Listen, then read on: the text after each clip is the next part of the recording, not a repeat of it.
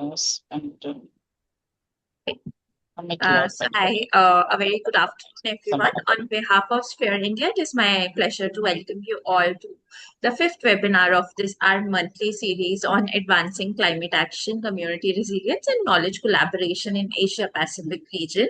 And we're delighted to see the participants who've joined us in the previous sessions and now also across different countries, regions, and sectors. And your presence in these kind of discourses, it truly reflects the growing recognition that addressing climate change requires collective learning, collaboration, and of course, actions across different disciplines and geographies as well. So, as many of you may already know, that this webinar series was initiated to create a regional platform for dialogue in emerging issues that are there at the intersection of climate action, disaster risk reduction, and also humanitarian action in Asia Pacific region. And in the previous sessions, we have explored topics around atmospheric science, climate adaptation to behavioral pathways as well. And each session has been a very unique and insightful discussions with distinguished experts. And today's topic, it is an equally important topic for us, and it is often less discussed, especially in dimension of climate action. So we are going to be talking about climate justice and impoverishment process, and how do we safeguard communities in climate and infrastructure transitions. So this webinar is basically an opportunity for us to explore these issues through the perspectives of the different experts we have today and who have worked extensively on development, social safeguards, community resilience, governance, and also human-centered approaches to sustainable development.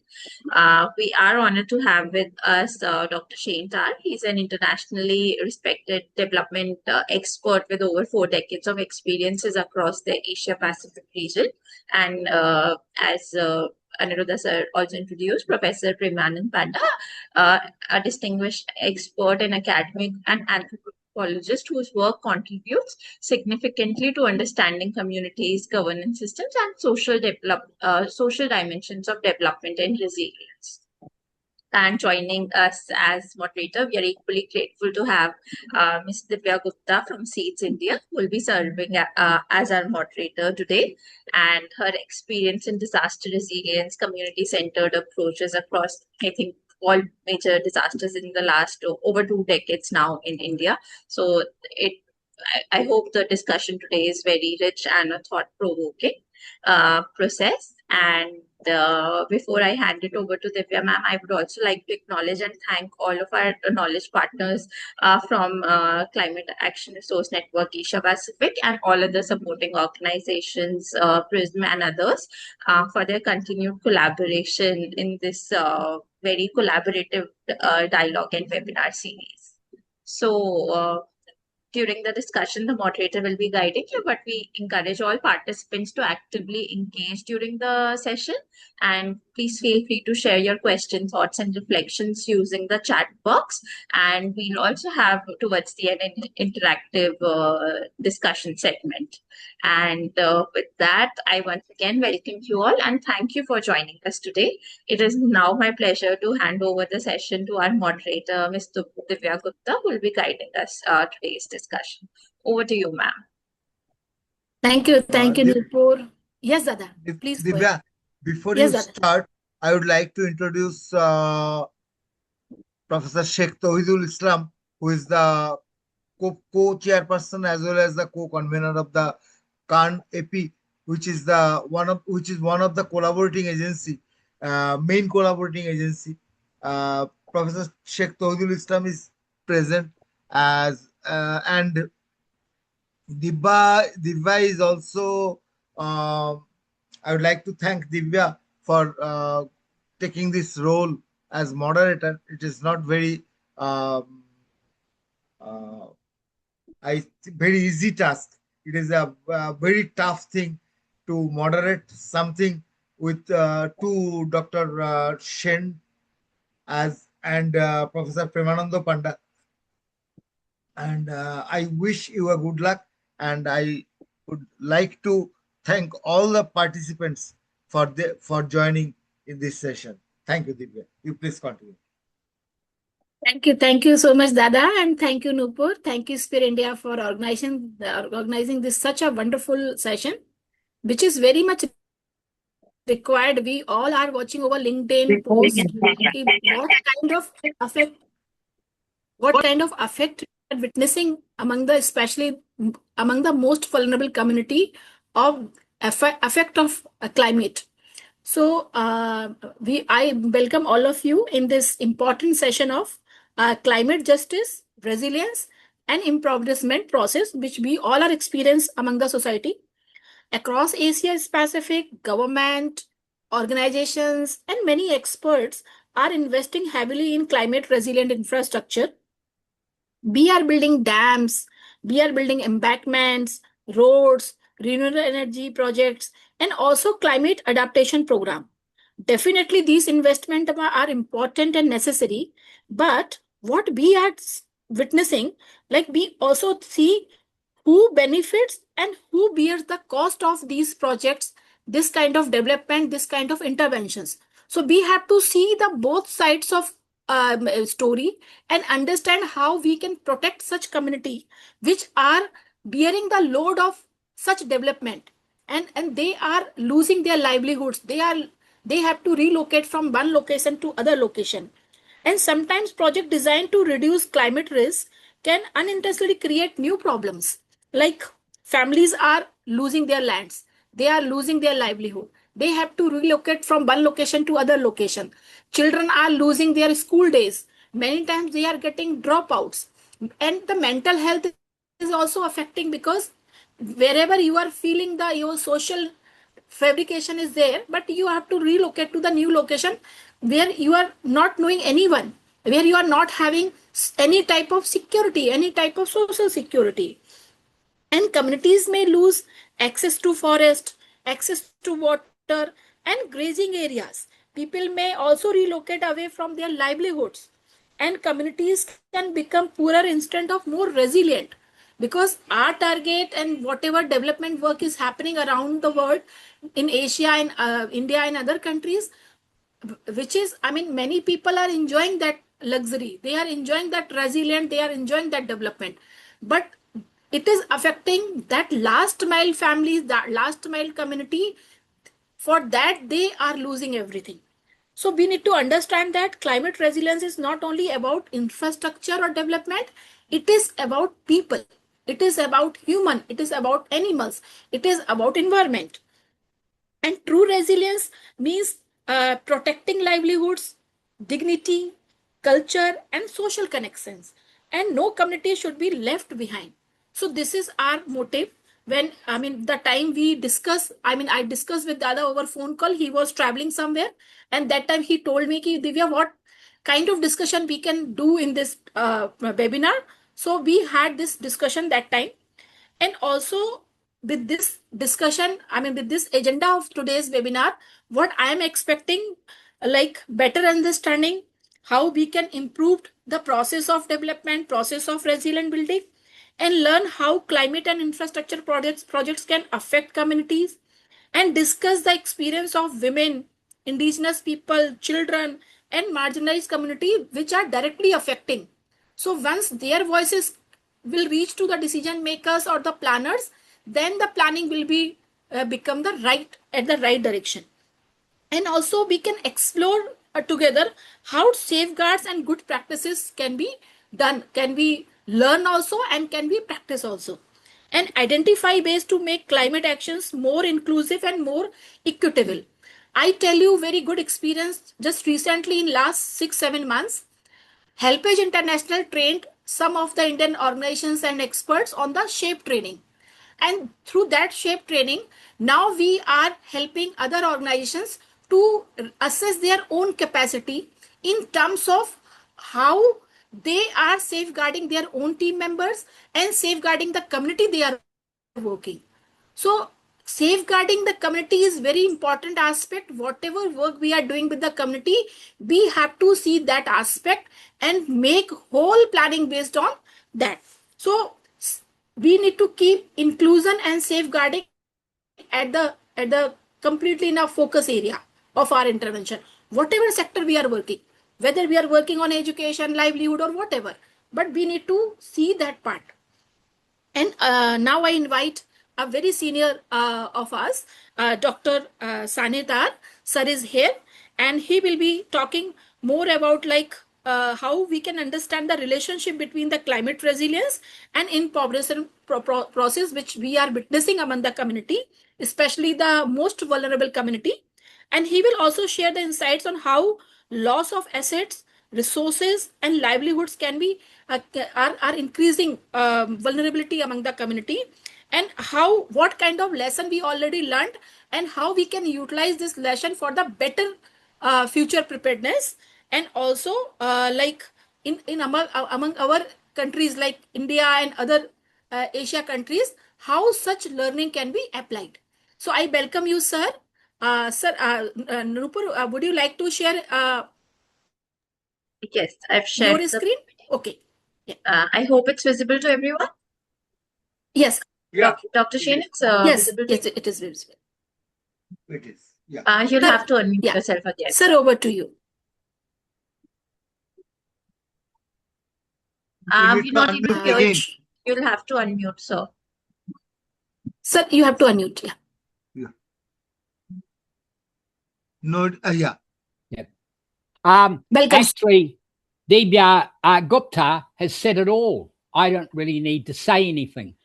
I'll tell you what, if the ADB or World Bank was listening to us, they would say, oh my God, that's the last person that we're going to have working on our projects, because she's got backstories, she's got long stories, she's got the past, she's got everything that we know about, but we fear, because what we're proposing is not really what we are talking about, actually. So it was a good introduction. I'd like to give it to the ADB and World Bank and let them see them swallow it, but I shouldn't for the time being. I'll wait till I no longer work with any of those entities. Then they can have it. So anyway, I'm ready to roll. If you people are, take what I say with a grain of salt. I might be old, as you can see from my hair. However, I know a little bit, but I don't know everything. And quite frankly, the longer I live, the less I know, because all of us is complex in some respects, and in other respects, it's quite straightforward. So, okay, we can move to the first slide if you like. Okay, well, you can see it. I've got the poverty paradox of multilateral Can you make it bigger? If you could make it a bit bigger, that'd be all right. It's full size, sir. I think you'll have to adjust your own window to do that. Yeah. Okay, I started off on why market-driven infrastructure systematically fails to leave no one behind. This is absolute nonsense when development banks talk about to the next mile, we'll all walk together. Some people gallop, others fall off the horse or the camel or the buffalo, and others don't even cross the starting line. That is the most absurd proposition I have come across from the MDBs. Leave no one behind. I mean, the bottom line is capitalism is about winners and losers. That's the reality. Some win, some lose. And unfortunately, when they talk about the losers, they say, but step by step, things are going to improve for them. Well, the best thing to do is to go and talk to people that have been marginalized by the practices of multilateral development banks. So, when the global MDBs justify interventions through the rhetoric of macroeconomic growth and absolute poverty eradication, that's a general statement. I had an argument in Beijing, not last year, the year before, with someone actually from the Asian Infrastructure Investment Bank, which of course is basically not Chinese owned, but Chinese controlled. And I said, but the reality is, even in China, people are being left behind. And he said, yes, that's true. But the point is, in general, people are moving forward. And I said, do you really believe that? He said, when I'm talking to you, yes. So what we look at is the independent sociological data. It confirms that large-scale capitalist expansion projects routinely convert self-sufficient rural populations into precarious urban poor. They all argue, well, look, a large hydropower project, yes, it has immediate negative impacts on people that are displaced, but look at what it powers. It powers the factories of the world, and they get employment opportunities. So what are you talking about? You see, you need to understand they might get displaced from their traditional livelihood activities, but then they become wage workers with access to health, education, recreation, blah, blah, blah, right? So they say, well, you know, it's working. And they don't like it to hear that there are people that really are left behind, because they basically subscribe to neoliberal economics, despite what they say. And in spite of what they say, they're moving forward. You only have to go back to Bretton Woods post 1945 and have a look at the logic of that.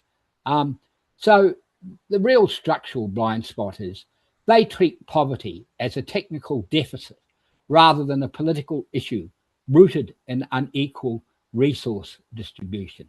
I mean, the reality is all development initiated by multilateral development banks, in effect, does treat poverty as a technical deficit rather than a political issue.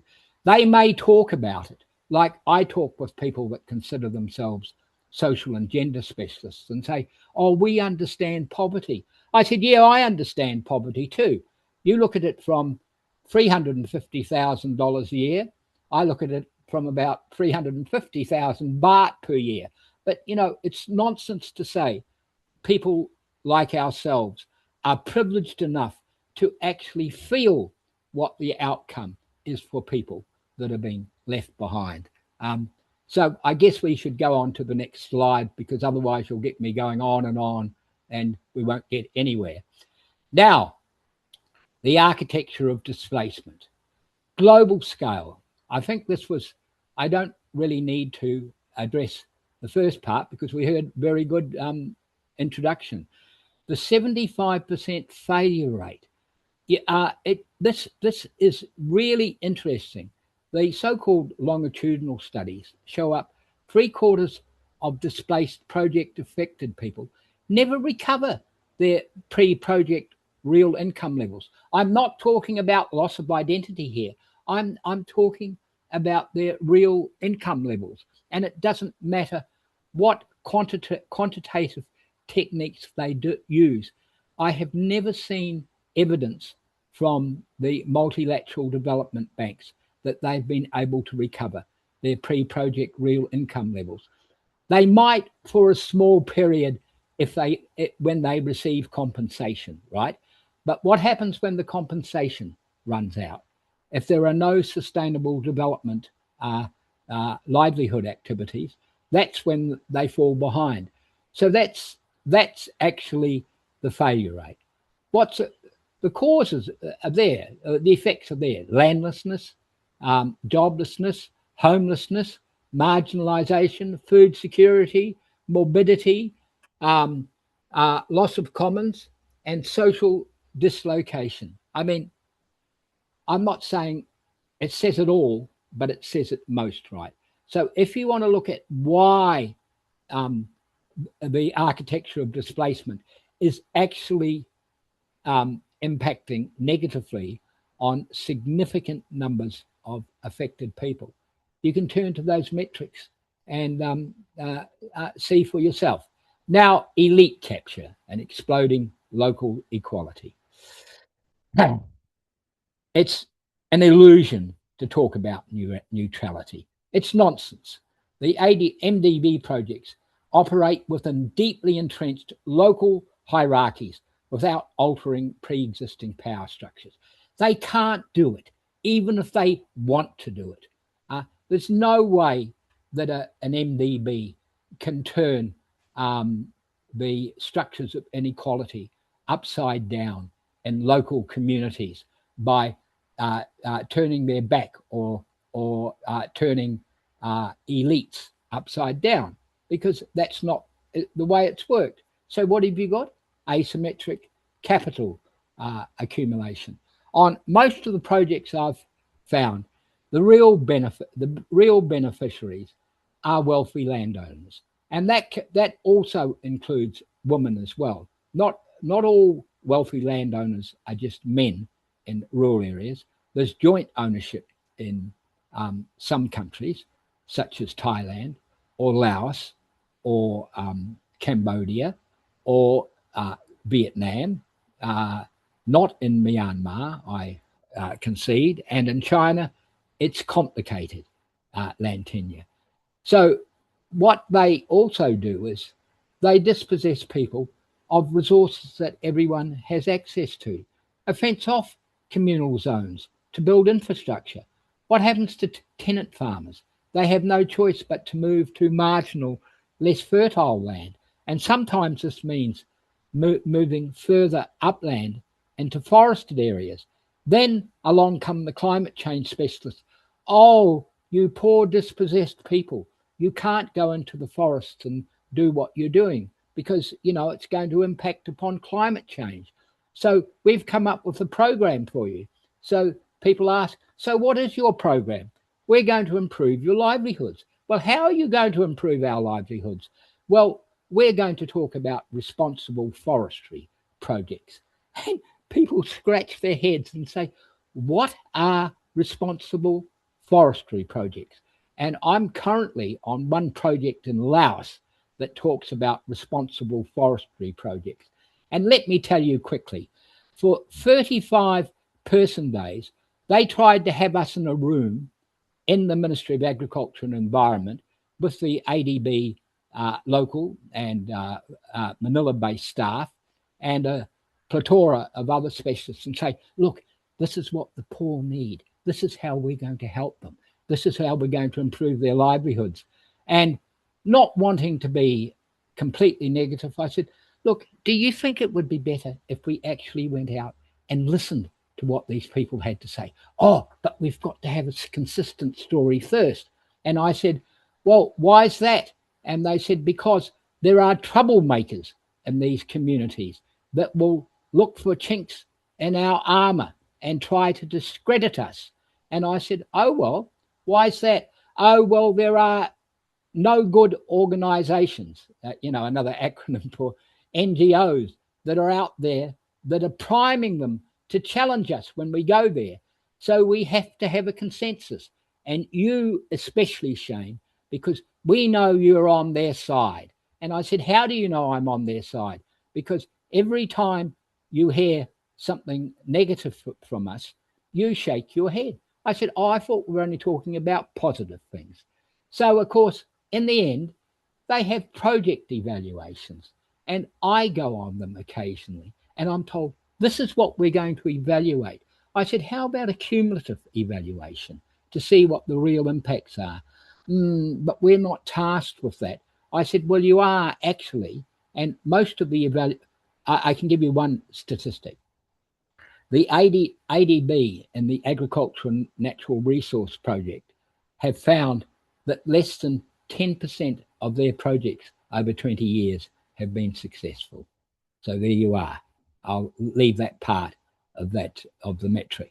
So basically, elite capture involves restructuring wealth to local monopolies. So they are actually reinforcing inequality at the local level and pushing people that were relatively equal but without the power downwards, and those that have power upwards, right? So that's where even when you're linking it to climate change, that's where there are real losers and some winners as well. All right, could we try the next slide? Okay, the intersectionality of harm, gender impacts. Oh, well, you know, we've got lots of gender experts at present, numerous gender experts, and they're sure they know what's going on. We all know that women depend heavily on common property resources for household survival.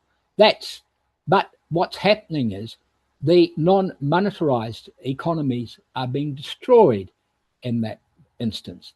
The compensation gap.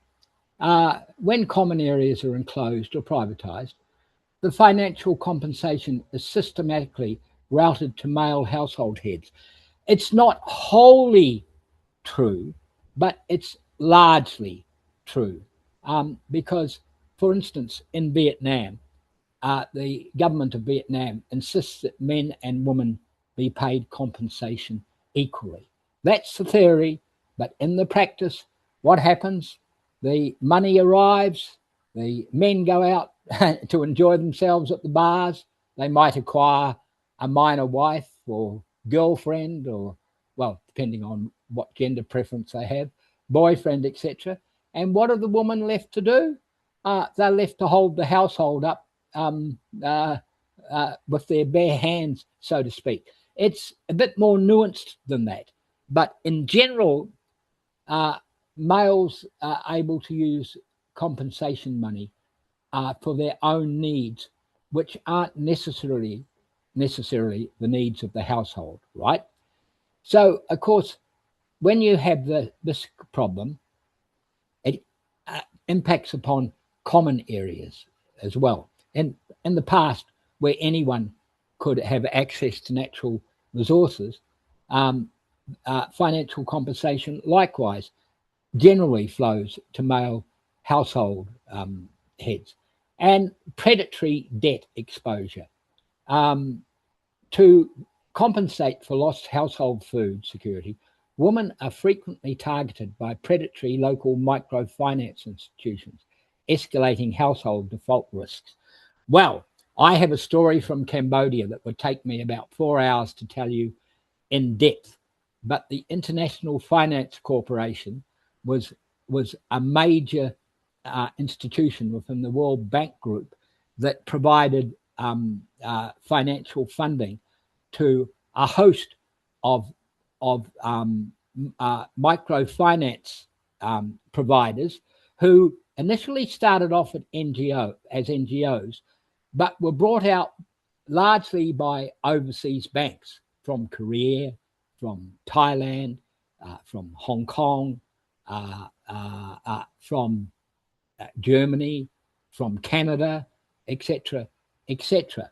And you see, when land titles were distributed, what happened is MFI providers sent their loan investment officers out to villages and say, "We've got money for you. What do you want?" We want to pay for our daughter to have a proper operation. No, it's not for that. It's got to be for something else. Maybe we will buy a tractor. That's a good idea. $35,000 for a tractor. You'll be the prime contractor in the village.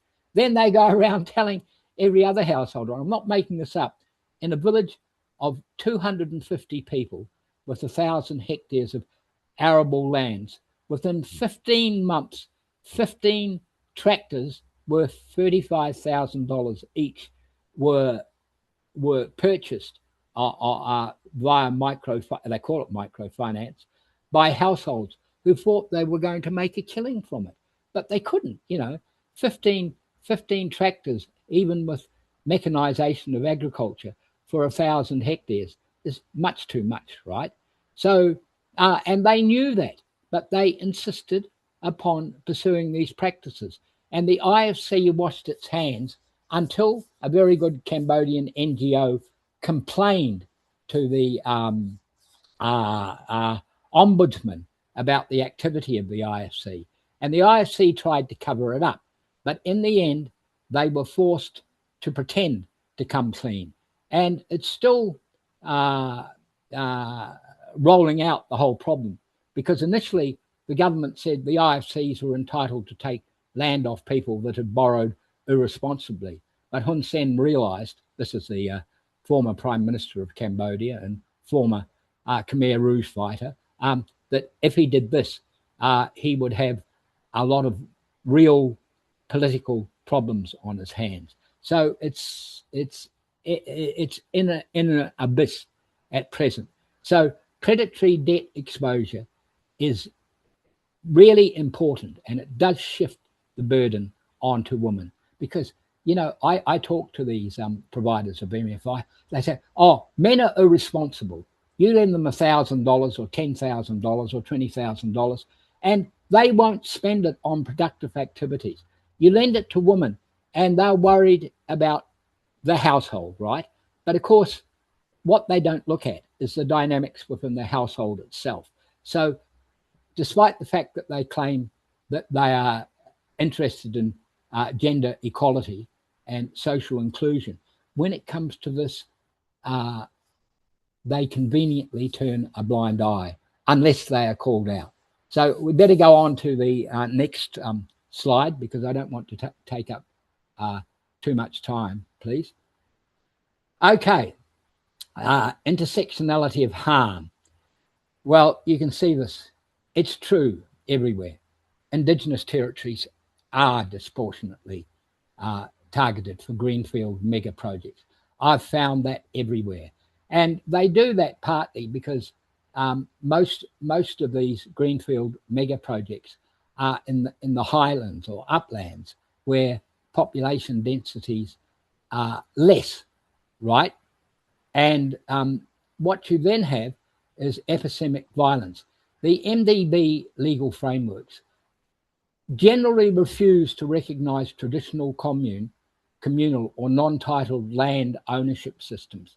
Generally, there are some exceptions, but when I bring them up, they jump from one foot to the other and say, hey, Shane, do you think you could go back to Thailand and stay there instead of trying to bring these issues up? Because it's the inconvenient truth. I said, but it's not my truth. This is what people are telling you. But they're making it up so they can get more compensation. You know what some of these Indigenous peoples are like now with access to Wi-Fi. They've got as much information as we've got. So we then look at cultural disarticulation. The MDBs don't pay much attention to this. And one of the reasons is they don't understand it themselves. There are some anthropologists and other people with an understanding of ethnography that work for the ADB and World Bank, and also for the Asian Infrastructure Investment Bank. But when they start talking about the nuances, you can see the project officers and the rest of the loan apparatus saying, oh my God, they're making trouble for us. And then we have the so-called safeguard myth. Oh, but we consulted with Indigenous peoples. But you know what? They are superficial consultations, actually. And when they talk about FPIC, they really, the principle of FPIC is generally people should decide themselves what they want, and if they don't agree, they can insist upon a project being cancelled or being substantially altered. And halfway through a hydropower project, it's quite difficult to substantially alter an infrastructure project like that. In fact, it's almost impossible. And we are told, well, we did have FPIC and people came along and they listened. And I said, yes, but the backstory, while you were doing that, I was out drinking Lao whiskey, or even actually having a bit of ganja, and people were giving me a different story. And they said, but their story is not in the public domain, so it doesn't count.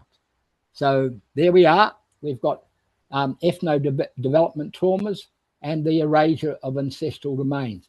And the erasure of ancestral remains is an important cultural issue.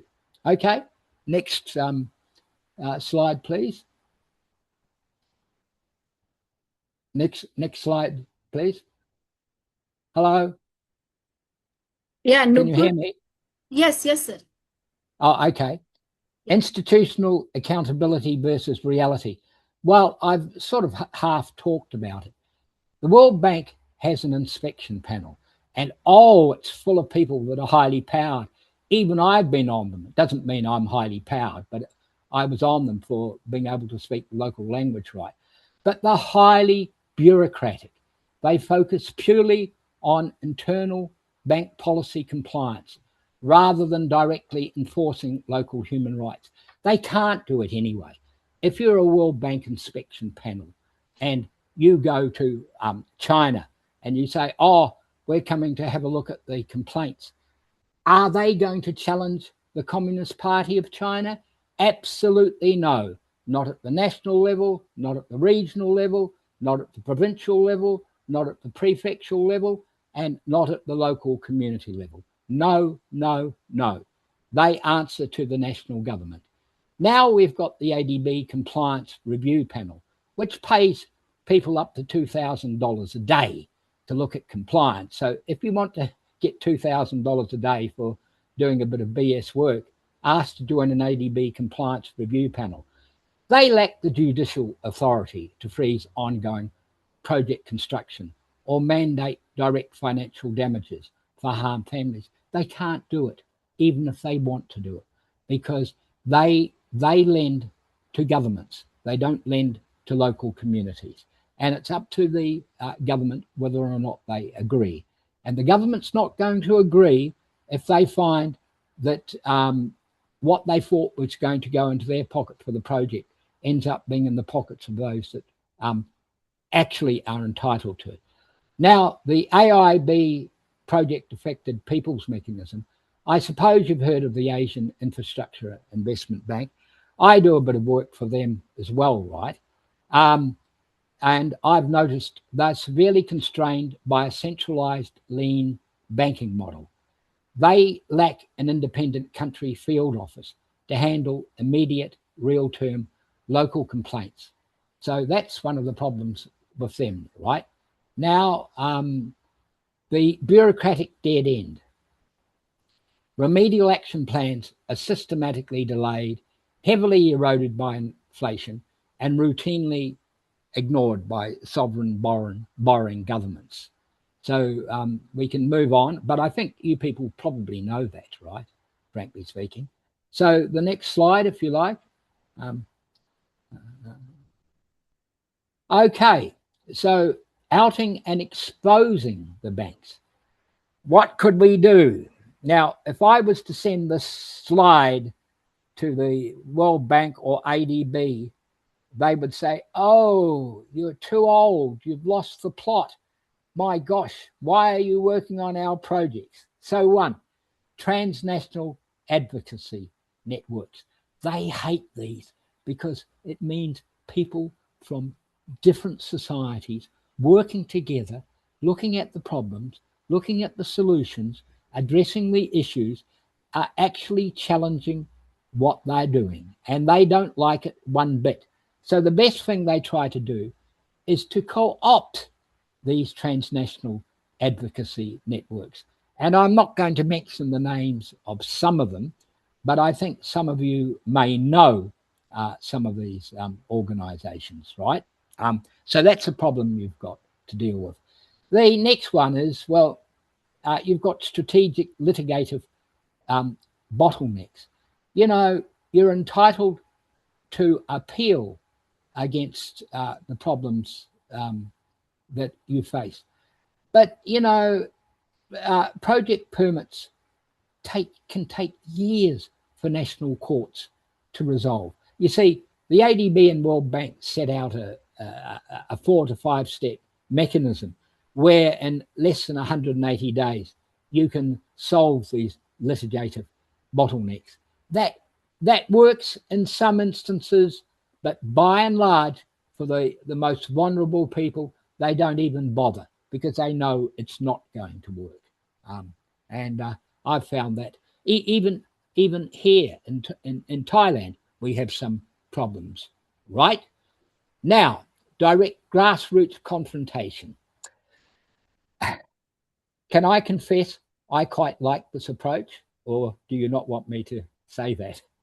I think peaceful mass mobilizations, road blockades, and a collective refusal to vacate traditional lands raise the political and economic cost of project execution. Now, I'll give you a little story from Cambodia. We were on a rural roads project, and affected people were getting annoyed with what was happening, and they sent one of their safeguard specialists from Germany to talk to local people because they said, "Oh, we don't trust Shane. He talks their language, so he's probably encouraging them." And one of the women took him inside, and she said, "See that AK-47 over there?" And he said, "Oh, is that a remnant of the Khmer Rouge era?" She said, "Yeah, I was a Khmer Rouge cadre during the Pol Pot era, and I still know how to use my AK-47." And he politely brought a bottle of Cambodian spirits and exited the scene. He came to me and he said, "Oh my God, that woman threatened me with an AK-47. I said, "No, I don't think she threatened you." And he said, "Yes, but she told me she was a Khmer Rouge cadre." I said, "Yeah, but that was about 50 years ago, right? That's a long time ago." But he said, "Maybe leopards don't lose their spots." I said, "Yes, well, perhaps that's true." So there are some precedents, right? And including from India and Bangladesh. I looked at the Narmada Dam and the Pulbari coal mine in Bangladesh, right? And that's where the MDBs had quite a lot of problems, actually. So that was good. Next slide, please. I think I'm almost reaching the end. Okay, the alternatives to MDB capital, right? My friend Hugh, who I've worked with, said, "Shane, can you come up with some alternatives as well?" And I said, "Yes, of course we can." Financial economy, I think, is a good approach.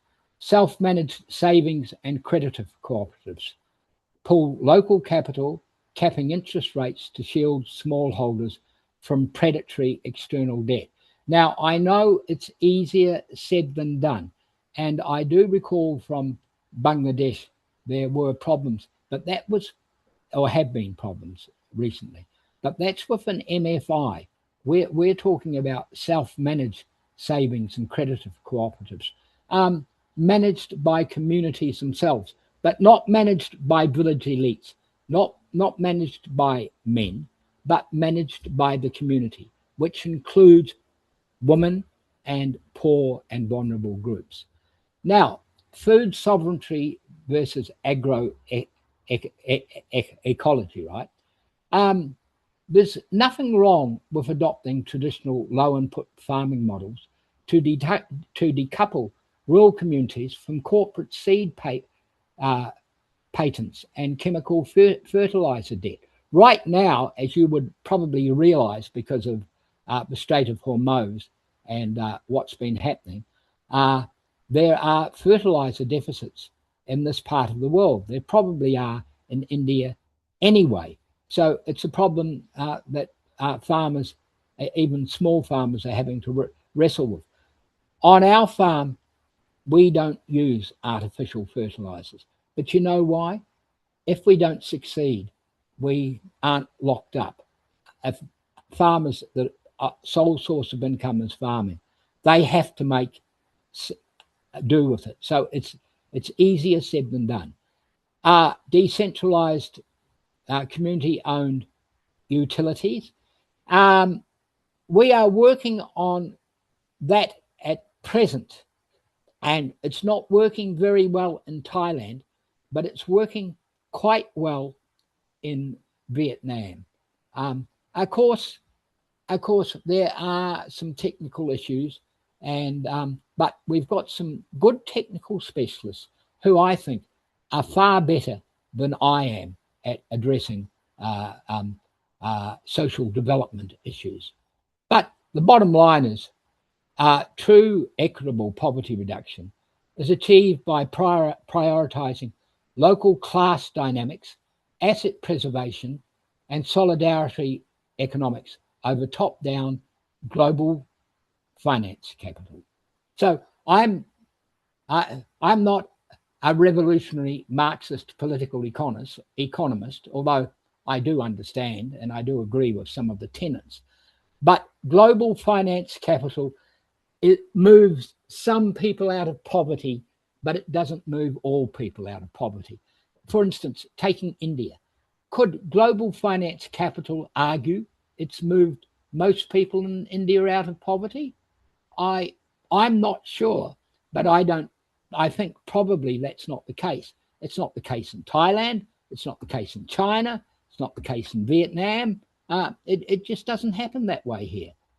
It really doesn't. So, Pakistan, which I know a little bit about, Bangladesh, no. So, in the Asia Pacific region, global finance capital, okay, it works to some extent, but you know who are the principal beneficiaries?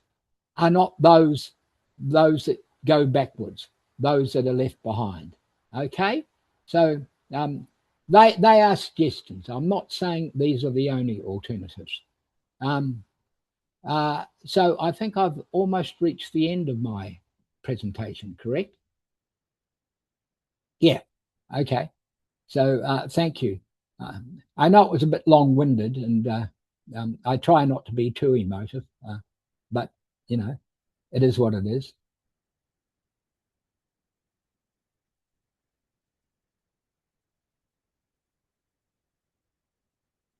Oh, now you can see. I turned 75 the other day, right? And my father died when he was 100. So I hope to live another 25 years. Yeah, Dada, sorry, I was unable to unmute myself. I was struggling for that. So sorry. Actually, due to connection, I need to rejoin. So sir has very well explained about these things which we were looking forward, like how this development work on, and also the intervention, high level intervention are affecting indigenous community and ethnic community, and their own rights. I mean, they are unable to get their own rights also. And it is not just a political issue, it is also, we have to see another angle of technical deficit. It's not just a political issue. And also those who are affecting, they are every time they are getting down in their situation. And whatever interventions are coming, 75% failure rate is a very high rate if we see. And also the neutrality. We humanitarian organization always talk about the neutrality, but where is the neutrality while this kind of development work is happening, which is giving the luxury of few, but affecting many of the vulnerable community? And resources, disparity in the resources, and also the data, Miraj. We see like this million number of people are affecting, this million number of people are getting the benefit, but when we go and see, majority of vulnerable community are not there as a benefiting. They are there to see the impact, bear the impact of any kind of development. And also responsible forestry project should be there, like in India also we are witnessing this from many years. Those who are protecting the forest for many generation, they are actually not the right, they are not the getting the ownership right their own forest. And many times many cases are running against them. And whatever forest product they would like to use, either they have to steal or they have to take it illegally. So I mean, this is very unjustified. Like those who are protecting the jungles, those who are protecting the forest, they should get the advantage of forest. They should get the ownership of the forest material.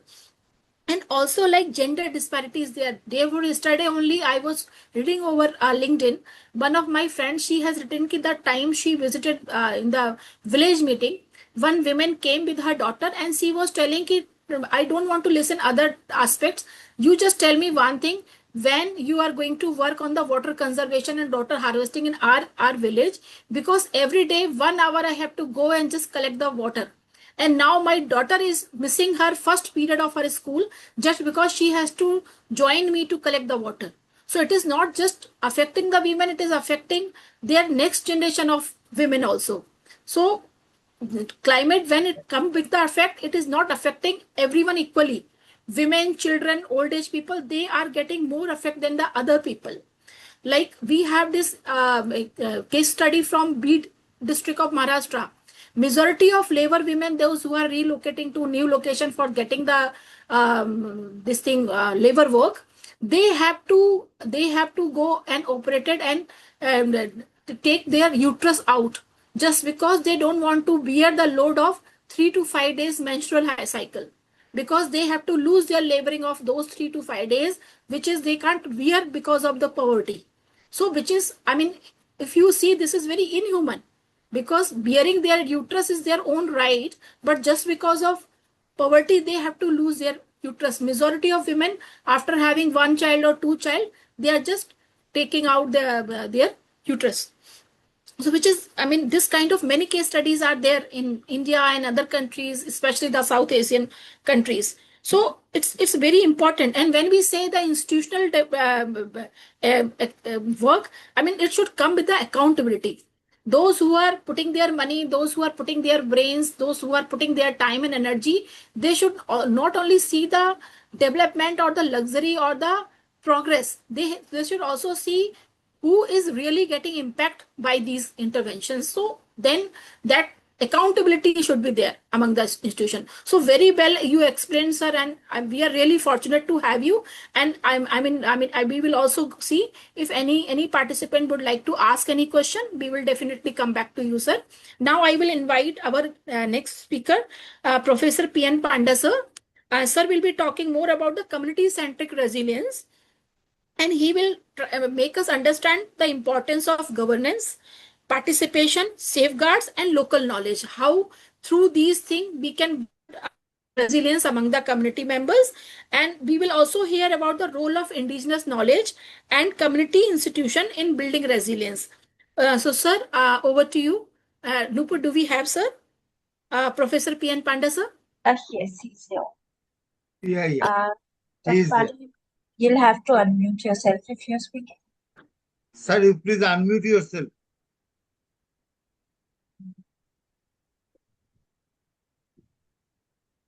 Yeah. Thank you very much. Welcome, sir. Welcome, sir. Yeah, I'm very happy to be here as a part of listener. Looking forward, sir. Yeah. In fact, to be very frank, as the experience goes, there are a huge number of promises made by government, corporates, but most of the promises are broken. Very often, the poor become pauper and marginalization process increasing day by day.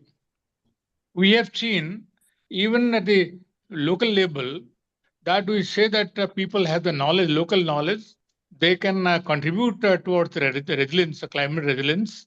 But then the community, when you talk of community is not homogeneous. Community is also heterogeneous.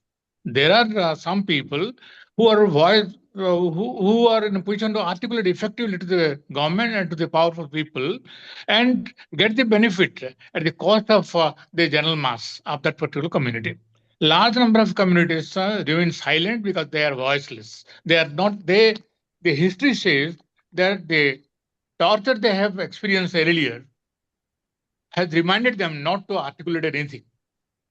Because the police is in the hands of the corporate, the court is in the hands of the corporate, the government is remaining silent and discuss in favor of the corporate bodies. This is how, if you talk of any development, we need to understand what development really means.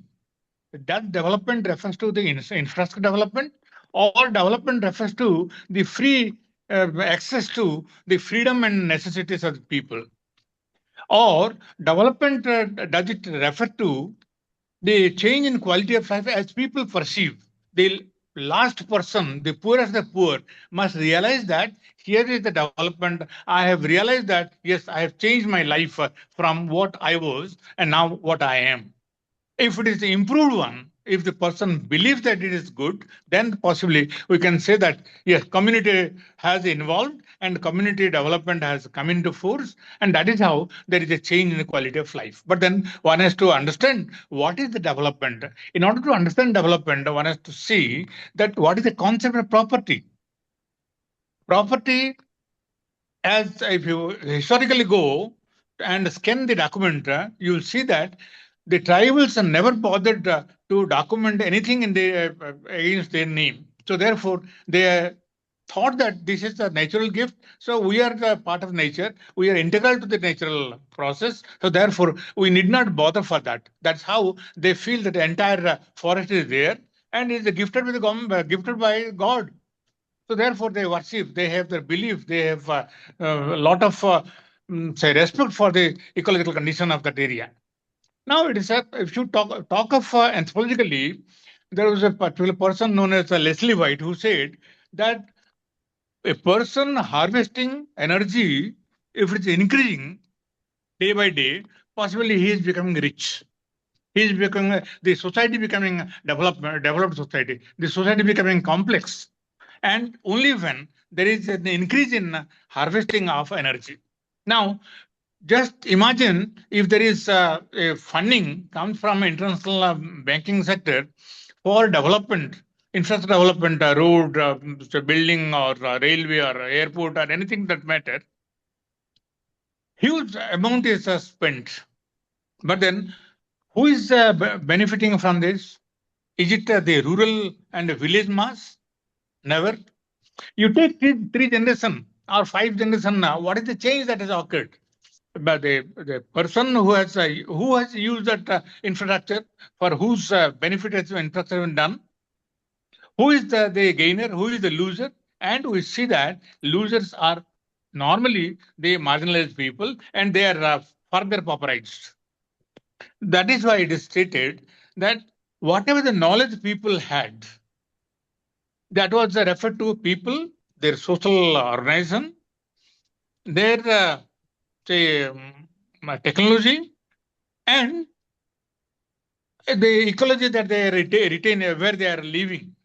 So people, their social organization, the ecology, and the technology, these four elements have to be scanned properly in order to understand what is that resilience that the people can have with the climate change. It's true that the climate justice misuse, climate justice is never done. And those developed, talking about developed countries and its relation with the developing countries, we have seen that developing countries are never allowed to grow. And if there is anything growth coming up, innovative ideas coming up, it is normally being mutilated, or some obstacle has been done so that it cannot grow as it should have been.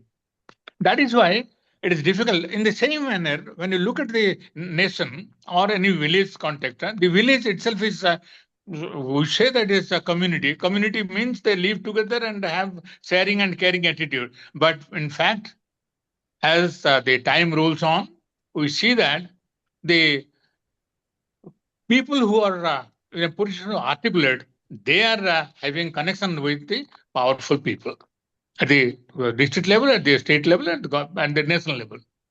If that is coming, if anything, any benefit is percolating down to the people, it is they who get benefit. That means earlier we have seen that 20% of people were owning 80% of land. That means 80% of people were adjusting themselves with the 20% of land available to them. Now, land is less important nowadays.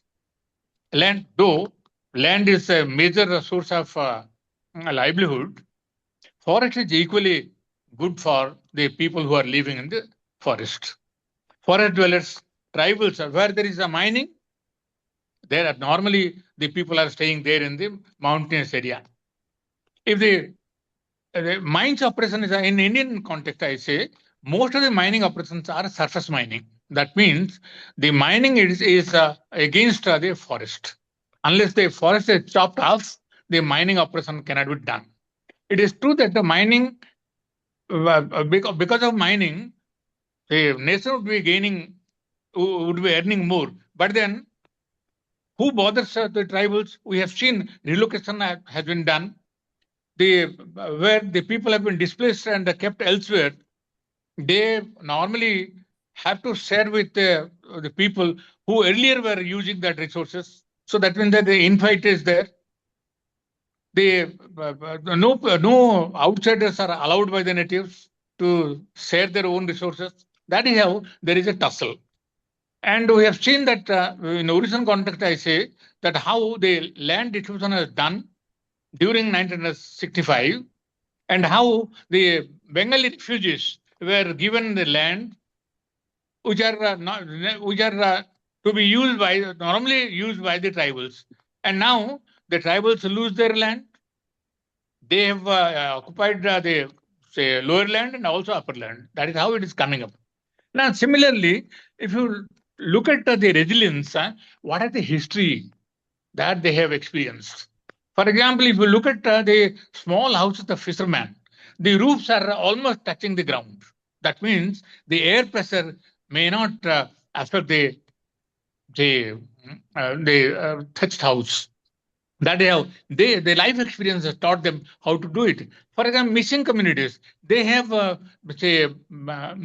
they construct the houses at the bamboo poles, and normally at the ground level they keep their picks and the sewing machine or something like that.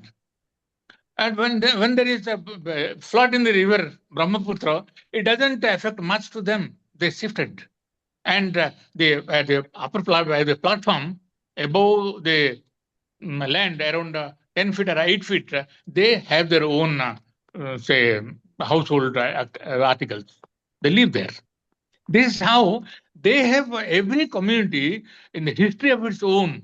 For centuries they lived, they learned how the nature responds to them at what time and what they need to do to overcome those difficulties. They imagine. So, for example, the experience is that if there is a banyan tree shedding leaf at the top, then they predict that the coming year there will be no rain or rain will be less. If it's from the bottom, lower branches, if they're setting up the leaves from lower branches, there will be a flood. So that's how they imagine. They have their own experience. Looking at the cloud, they are in a position to say that this is the quantum for, say, water will come and there will be rain, and the rain will continue up to certain hours. So these are the observations that the people have. And through these observations, they have a lot of resilience for the climate change. But then climate change is so rapid and it's so grave, it's difficult for them that traditional knowledge is hardly responding to that. It's not in a position to protect them. That is how I believe Professor Tar has given examples of Cambodia, Thailand, say Vietnam, and even China. But fact is that who is playing what role and who are the people who are taking decisions? Decentralization process is there in India even. Even we say that the Indian villages are in a position to go for Gram Sabha to decide what type of development they need. Does it really happen? In most of the cases, it is not say Gram Sabha, it is Gram Panchayat Sabha it's happening. That means at the Panchayat headquarters, the people are invited, asked to put the signature or thumb impression. That is how it is being done. This is how we need to see people must be educated first. People must know what rights they have.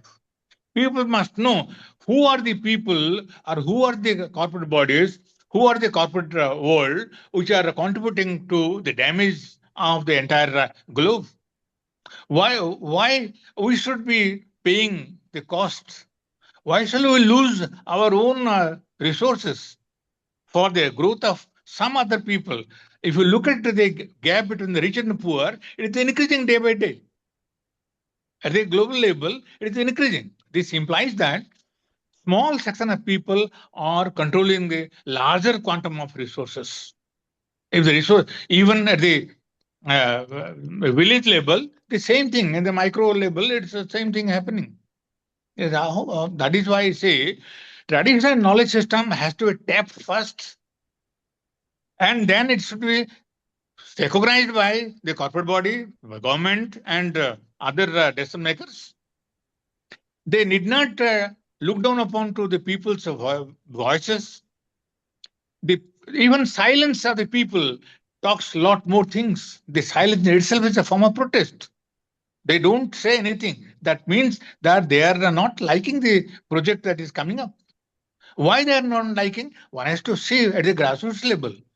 Grassroots, say, observation and interviews have to be done from women, because one has to see, as say, Senator has stated, intersectionality has to be, say, seen. What is happening at what level, and how number of institutions are interlinked to each other, and a particular, say, status of women is because of these, say, reasons. That intersectionality has to be, say, understood in proper dynamics at the local level. And then possibly one can think of, when the local people are in a position to gather courage and articulate for their own rights, and fix the responsibility on those who have committed problem for them, possibly there is some change. When you say conflict, conflict is avoided traditionally. Conflict is invited in order to see what new things are, new alternatives are coming up. So therefore, to look at the new alternates, one has to see what is the traditional way of life, how the resilience was there for the climate crisis, and why climate justice is not percolating down to the people. That they need to raise the question. That's how I think it's a very good topic discussed. Fan has already stated a huge number of examples.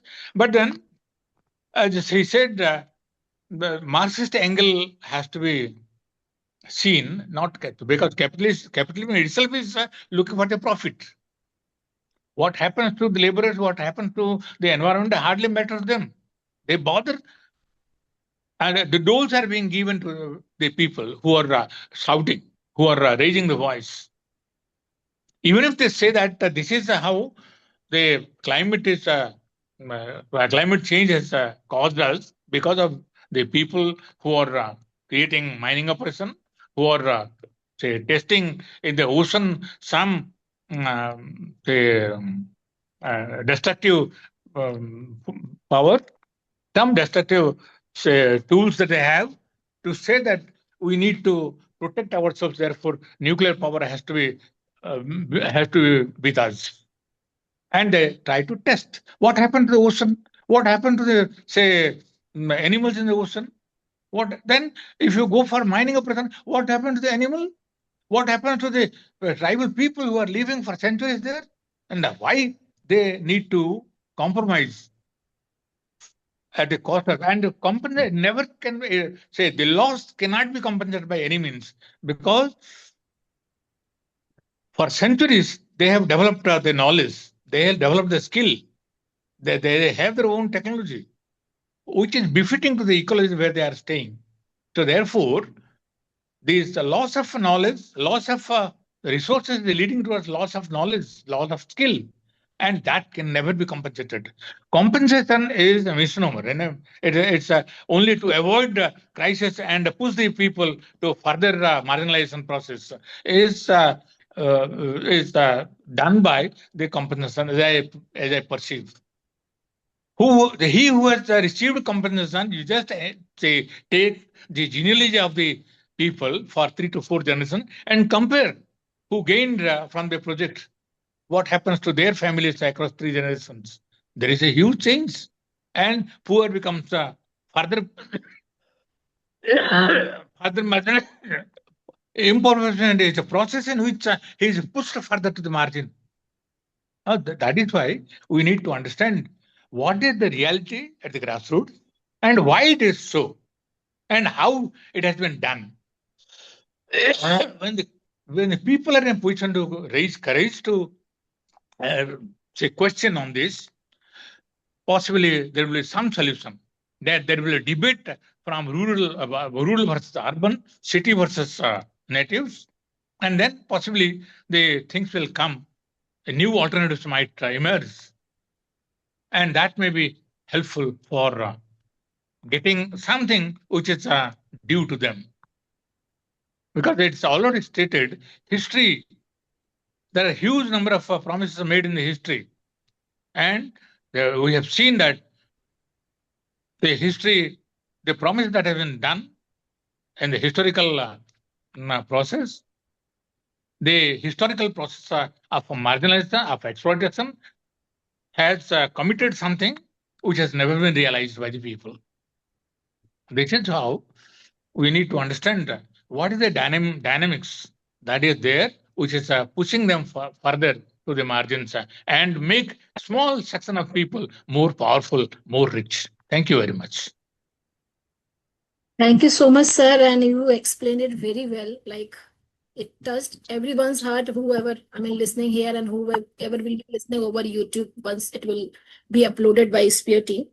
Like in this whole process, ultimately poor are becoming more poorer, and number of marginal people are increasing day by day, especially during the COVID and post-COVID. We are witnessing that the number of, like, proudly, if our government says that we are going to provide the free ration to 85 crores, it means the 85 crores people are poor in our country, and which is a very dangerous situation if we see that perspective. And within the village also, and rural, urban to village, or the national to state and state to district, whole everything is comes under the game of power. Within the village also, those who are the powerful, they always get the benefit of all the schemes, everything. But those who are really in the need, they always left out, because you very rightly says it is very important to get them educated first. Then only they will understand what is happening and how they can avail their own rights. And the concept of land, it is very important. I give you one example. Like during the crisis, during any disaster, what happened? Normally, in India, this is a very known culture.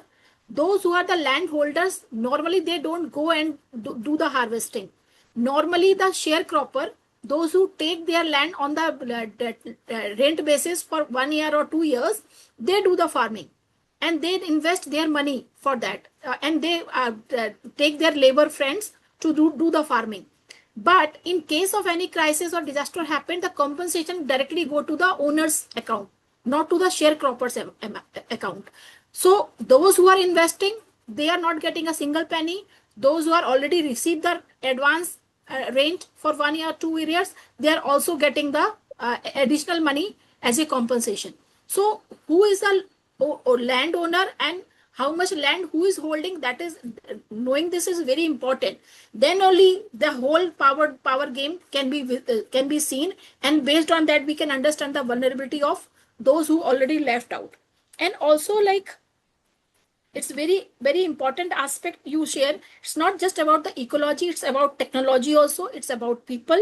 And then only we can understand the triangulate the whole thing and understand this. Those who are, among the 80%, they are holding only 20% land, and those who are 20%, they are holding the 80% land. So we see the disparity, we see this divide, and land is a major source of livelihood among the, especially the indigenous community, rural community. And I tell you very, very, very hard-hitting line. Like, if you are sleeping in an AC peacefully, you should think someone else is paying the price of your peace, because that their sleep, their life has gone just because you have opportunity to sleep in the AC peacefully. So someone else is paying the price of our those who are living with the luxuries, those who are living with the development. So that level of that level of this disparity we need to understand and bring them also to the mainstream. And you very rightfully said, sir, to they can only be bring to the mainstream if they will be educated, they will be aware, and their voices will come out, because they already become the silence, because they learned nobody is listening them, so they become silence. So how their voices can be taken back, and how their voices can be heard by policy makers and decision makers? Like, very good example you have given about the ocean. Whatever development is affecting the ocean, ultimately the community which is living close to the oceans, they are facing. And right, I mean, recently in few months, I'm reading about this AI centers. If AI centers will be increasing, the number of AI centers will be increased, then definitely it will affect a lot to the water crisis, and it will result to the water crisis in our country, and not in our country, wherever they are going to do it. So it is very, very, very important aspect you covered, sir. Now I invite all the participants, whoever would like to ask any question, or maybe not just a question, if you would like to share any experience, share any insight, you are most welcome. You can just raise your hand and we will unmute you. Or if you would like to type in the chat box, you are most welcome, whatever way you feel comfortable. Yeah, yes, sir. Most welcome, sir. Sir, please unmute. Nupur, now you allow everyone so they Yes, can. I've allowed everyone to be able to unmute themselves. Yes, yes. Please, Sheikh sir, please go ahead. Please unmute. Thank you so much for arranging such a nice and effective, timely webinar. It is really a fantastic topic, and the discussions, they are very respectful, and also talked about a number of very important things that are very necessary to know and learn from them.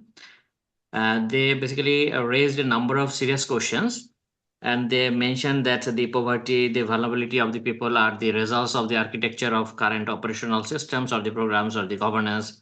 They also the first presenter, Dr. Shentar, he also mentioned about the Bretton Woods Commission or the institutions. I would also like to add to that the Marshall Plan.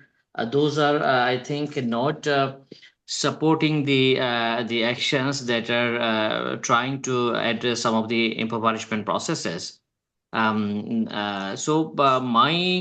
uh, observation is that we know the problem. We have been discussing all those issues about the vulnerability, the people who are suffering from a range of lack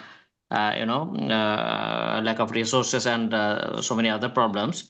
We also know the problems are in the institutions and governance process, from capitalism to other processes. And it is also, a number of suggestions are also given. One is just to educate the people so that people could know much about their rights. It was also suggested that Marxist Engels should be coming in to address some of the challenges. We also need to just learn from the history. That is also a very good point. We also need to just pay attention to the use of local knowledge, so that the local issues are better understood and solved. So these are the issues, the context that have been created. But my question to the experts are kind of two or three. One is, what would be the likely solutions in this particular given context? We know that there is a huge tug of war. There are huge resource diversion to war, and the tensions all over the world. We see that we have at this moment, science ready. The AI is there. So how could we just better use the AI and other resources, the space technologies, the geospatial methods? So many different scientific tools, method, data approaches are available that could just play some role. But how those technologies or the science or the data or the approaches or the new development model could just play roles within the given policy governance architecture of the world that was basically built based on a reality of this post Second World War situation by the Bretton Woods Commission or the Marshall Plan. So do we need to just need some new system that will be useful for this particular current governance system? Otherwise, maybe in my view, that I think that within the existing policy and the governance architecture, the any solutions to be accommodated within the operational processes will be difficult. So in that particular consideration, my question or my kind of a discussion, or if they could just spare some just say a few words, it will be very good. That what would be the likely ways? We know that people need to do that. We know these are the problems, but how pragmatic we could be to provide some of the pathways that will address at least some of the solutions based on the data available, based on the information, based on the knowledge, based on the wisdom. What would be the pathway? Thank you so much. Yeah, very, very important question, sir. So now I request Dr. Tar, sir, if you would like to answer. Can you hear me? Yes, sir. Very, very useful points that Sheikh Islam brought up. My answer to that question is I don't exactly know what can be done in the short term, because right now the world is in considerable economic and financial disarray because well, not we, you or I, but there are still arguments over who has the right to impose their will on the rest of the world. So I think actually the Bretton Woods financial structure has to be fundamentally reformed to begin with, to give more power to the majority of the world's population. Look at China and India. What are their voting rights on the IMF, the World Bank, the ADB? They are disproportionately very small compared to the size of their population. So that's at the national level. At the local level, I think we have to listen more carefully to what local people themselves not only know but want, because I think now the argument that local people don't have any idea or they're living in the past is no longer really applicable. So we can learn from those that have had, as a good professor said, I mean, their knowledge has been acquired over hundreds of years. And why is it being dismissed in favor of this technocratic, ideological, scientific, rational approach to development? I mean, we have to understand what development actually means. I know that doesn't sound as though I've got a very clear roadmap, but even for myself, I'm having to unlearn some of the assumptions that I've made in the past because I've been proved wrong. So I guess there are plenty of learning experiences out there, but how are we going to capitalize on them? I realize, Sheikh Islam, I haven't really answered your question, except to say I'm not completely sure. Thank you, sir. Thank you for trying to answer. Now I invite Santoshi. Santoshi, can you please unmute yourself?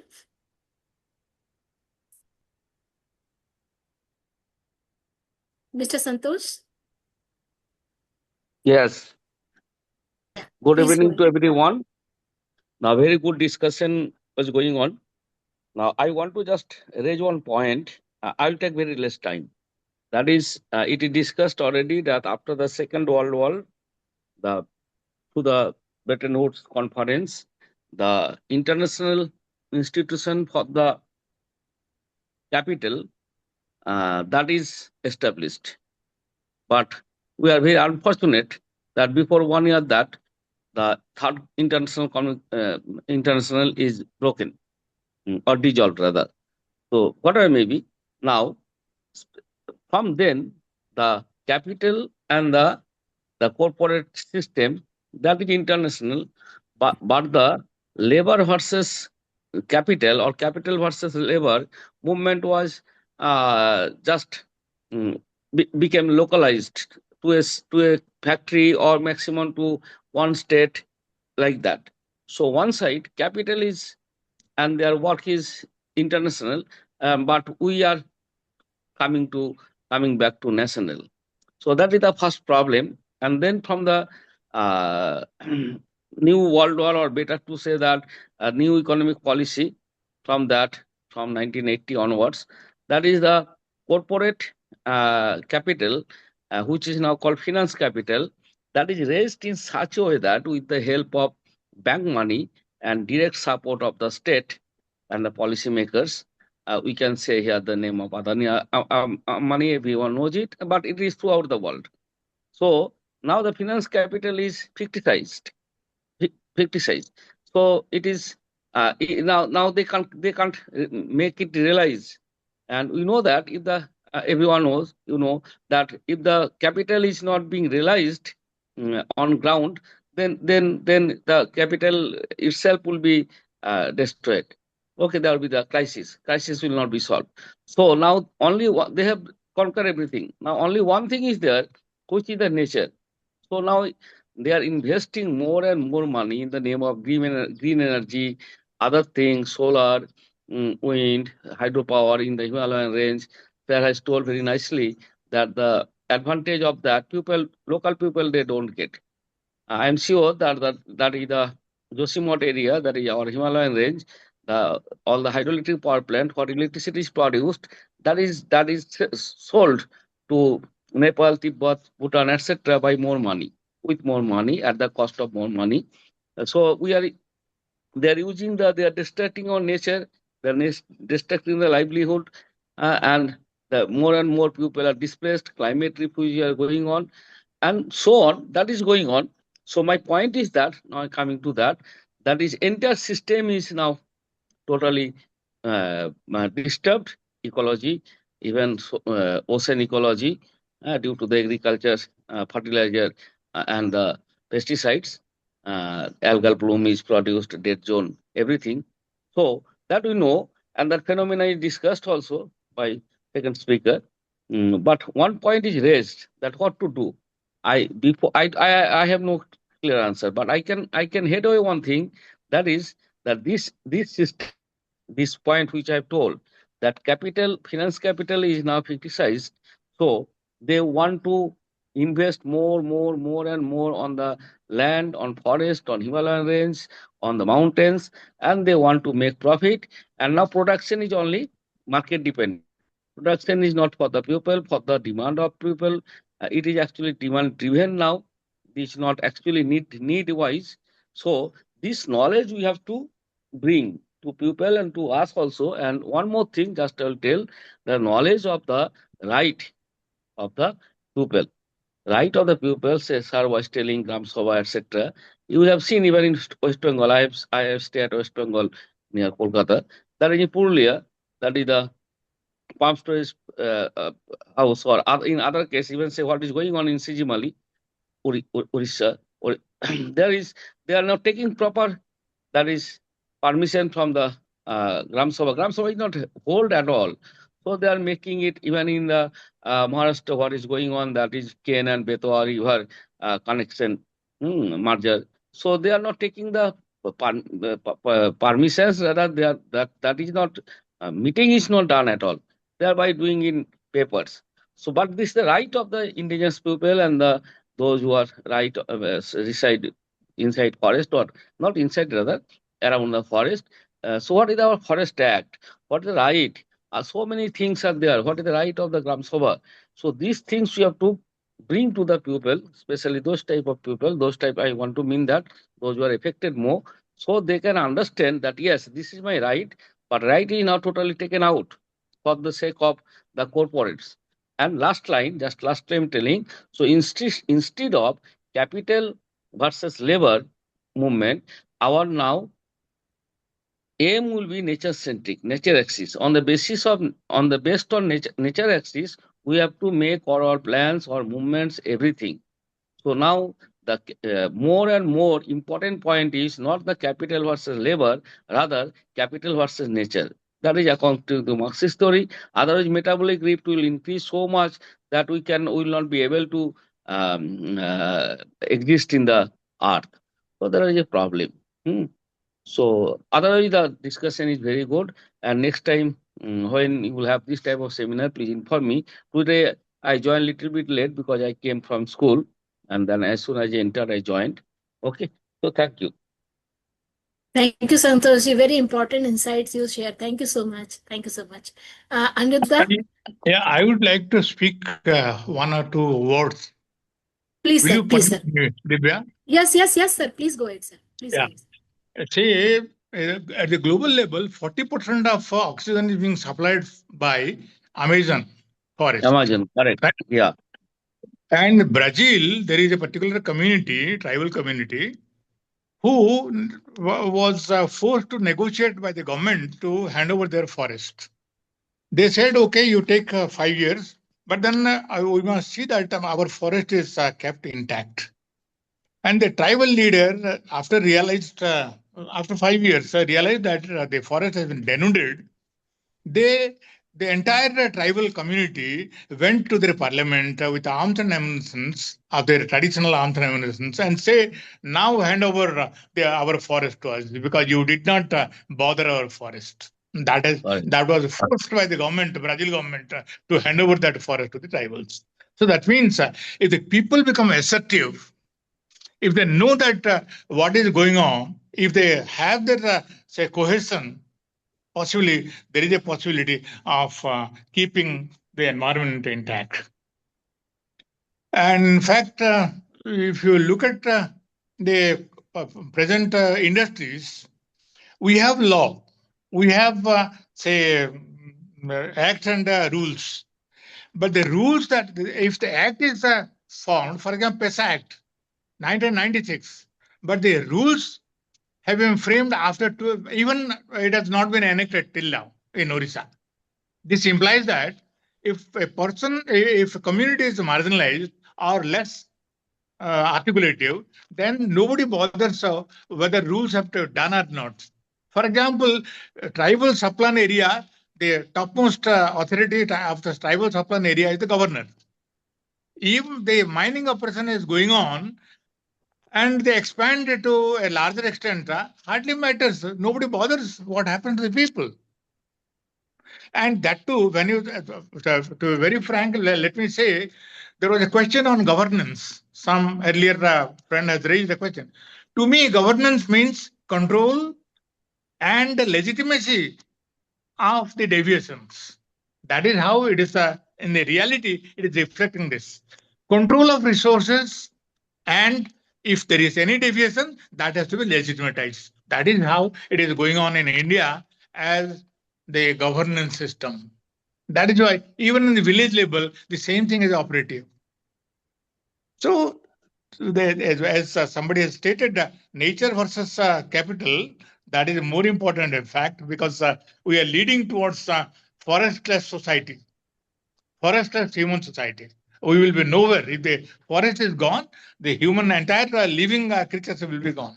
Only, say for example, half a 1 cm of upper soil formation takes 500 years. To form upper soil of 1 cm, it takes 500 years. And if you're taken 6 inches of soil is taken, for example, from upper soil, possibly 99% of the living creatures are gone. Those who are dependent on that particular land, including the subsoil insects.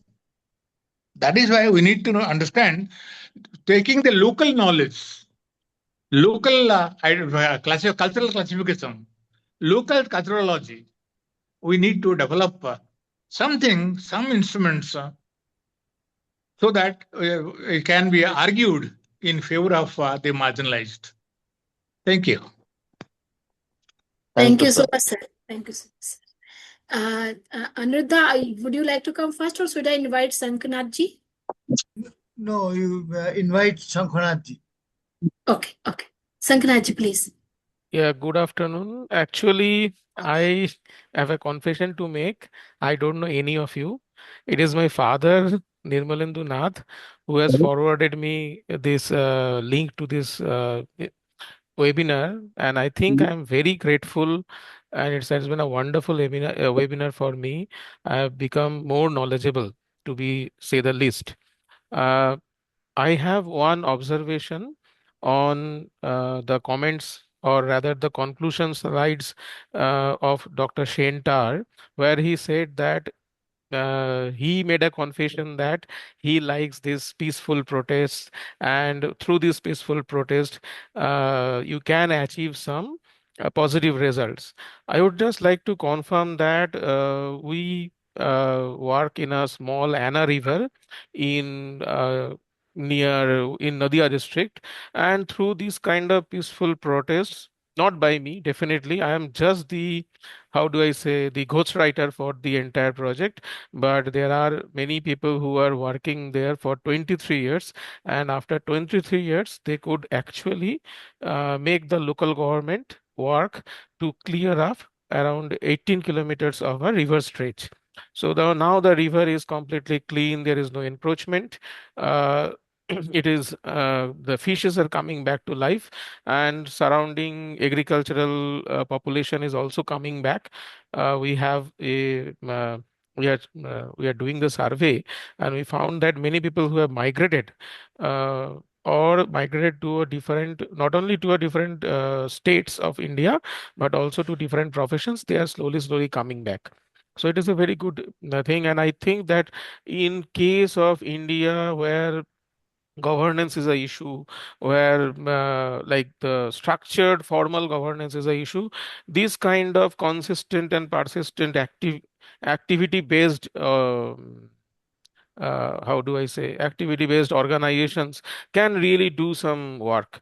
They finally, local governments at least pay heed, and they uh, finally the nature gets restored. That is number one. And the second thing is, I'm really looking forward to collaborate with you. So if anyone from this network would like to collaborate with me, by the way, my name is Shankho, and I work at ICFI Foundation for Higher Education in Hyderabad. I am an architect and urban planner and urban manager by my degree, and I'm associate professor here. So if anyone wants to work on a research project, I have a research grant of 2 lakh rupees, which can be extended to 3 lakhs.